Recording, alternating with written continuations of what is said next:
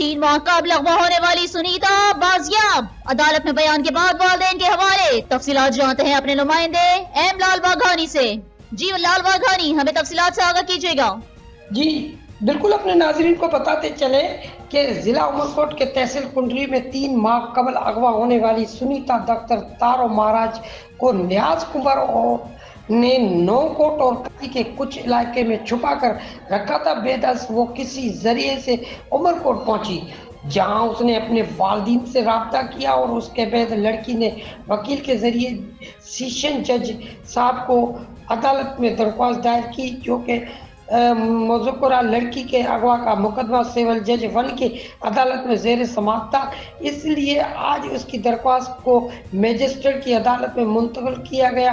बयान रिकॉर्ड कराने के बाद लड़की को वालिदैन के हवाले कर दिया गया। वाज़ेह रहे कि इस केस की पैरवी हाई कोर्ट के सीनियर वकील मियां बख्श खुसरो और वकील भवानी शंकर माली कर रहे थे। कैमरामैन के साथ डॉक्टर एम लाल वाघानी, उमरकोट। बहुत शुक्रिया लाल वाघानी, हमें तफसीलात से आगाह करने के लिए। मजीद न्यूज और अपडेट्स के लिए देखते रहिए Faiz news network. Faiz news, Faiz सबके लिए।